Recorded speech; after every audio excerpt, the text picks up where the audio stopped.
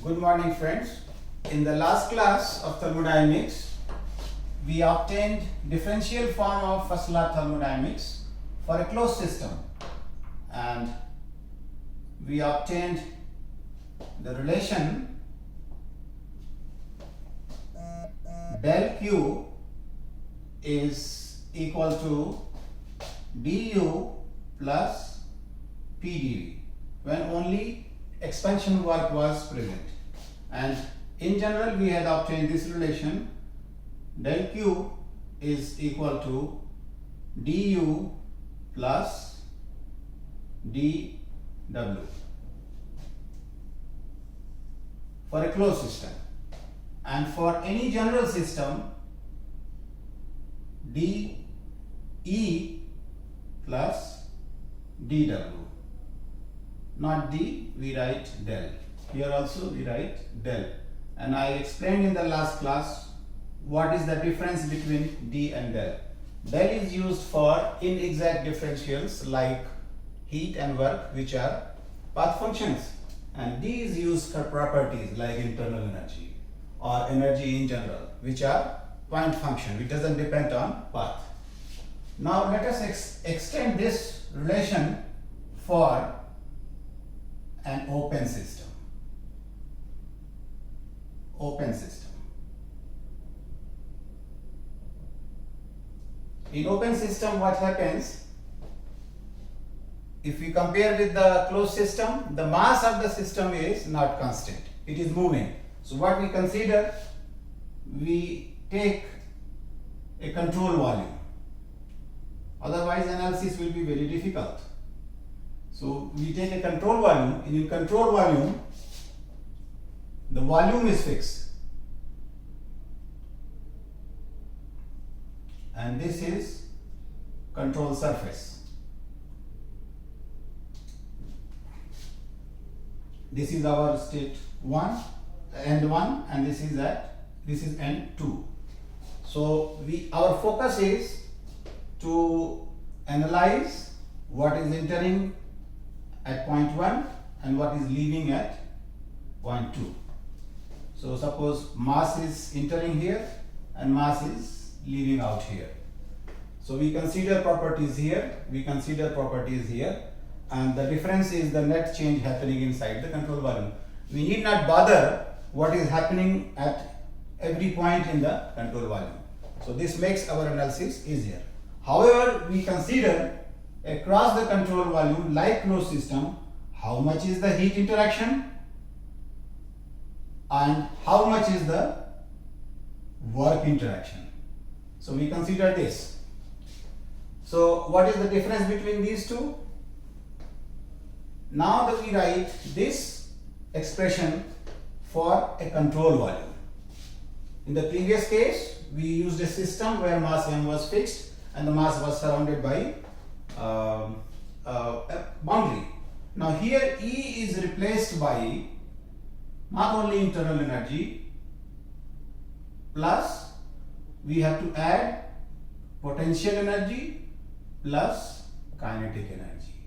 So these two terms are also added.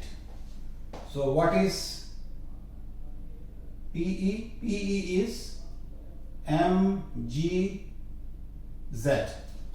and what is KE is half mv square. So in our first law closed system equation, E is replaced by this term. I'm giving you a very easy way of extending expression of closed system to an open system. And here what happens, the work done, W, has two components. One is expansion work and the second is flow work. So we have W expansion and we have flow work. Flow work is work entering here and work leaving here. See, suppose fluid is entering into the control volume. It has to do work against whatever is pressure here. Suppose here pressure is P1. So entering fluid has to face the resistance of pressure P1. Similarly, fluid is leaving out, so it has to, work against the pressure P2. So flow work is multiplication of pressure into volume flow rate at that point. And expansion work, we let it write like this. So we write W as W expansion plus PV. So our work term is replaced by these two terms. Now we modify this relation. So how can we write?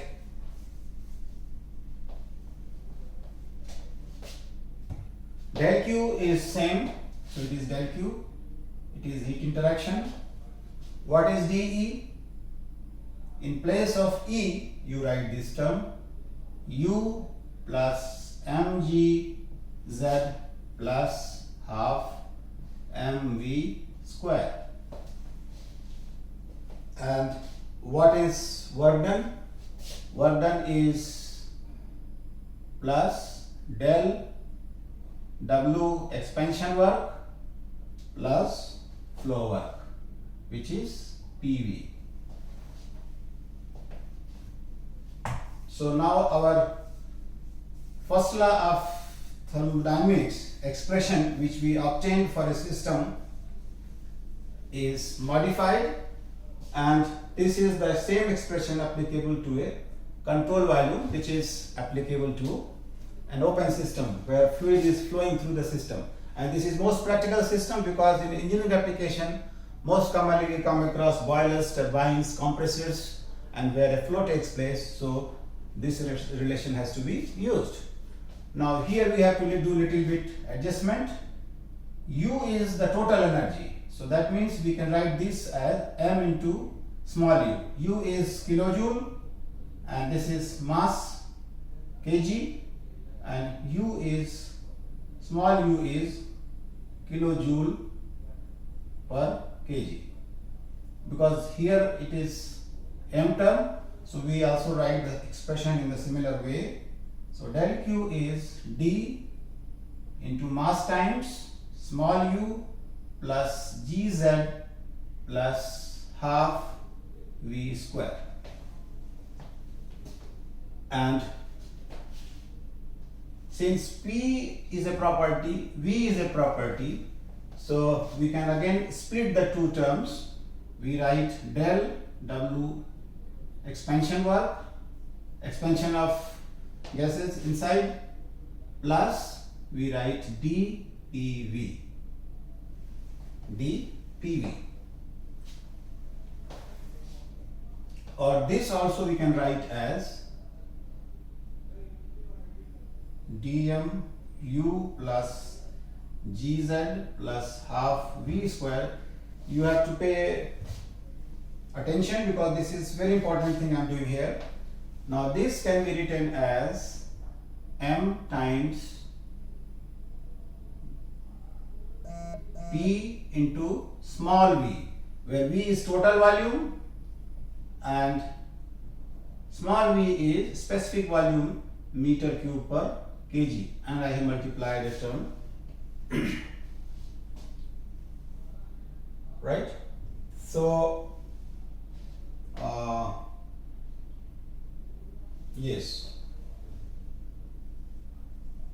so now we can see, we can club the terms. See, this is a property term and these two are the properties. So we can write this as d m into u plus m into PV, and we can write this as d g z plus d m, sorry, here m will be there, m half v square plus expansion work.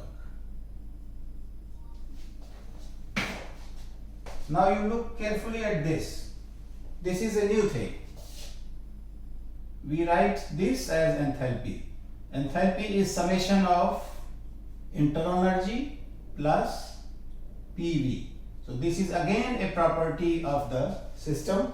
We call it enthalpy, and this is very extensively used in terms of in case of flow systems.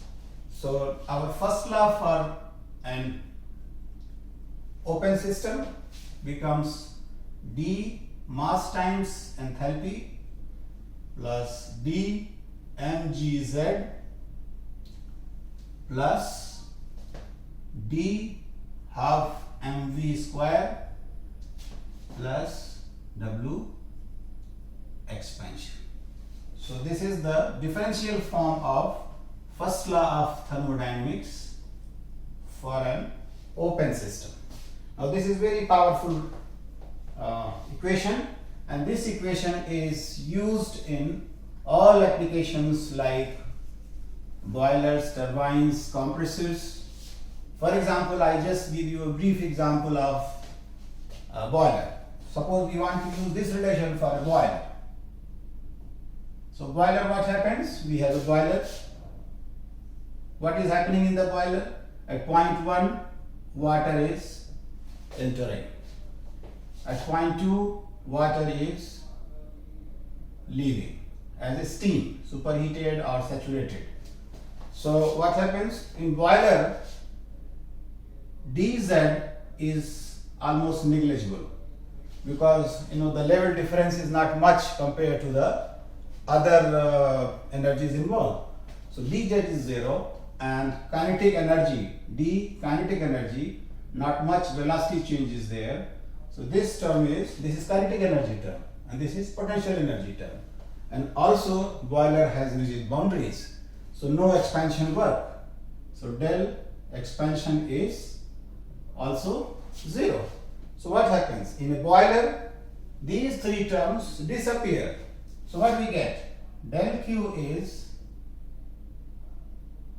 d m into h, or the amount of heat transfer in a boiler is equal to, we have to integrate from 1 to 2, m into h. So for a boiler, amount of heat transfer is mass flow rate into H2 minus H1, and this is what we use when we find how much heat is added in the boiler. So this we started from first law of thermodynamics, and we got this relation. I hope everything is clear to you. Next class we will discuss more applications. Thank you.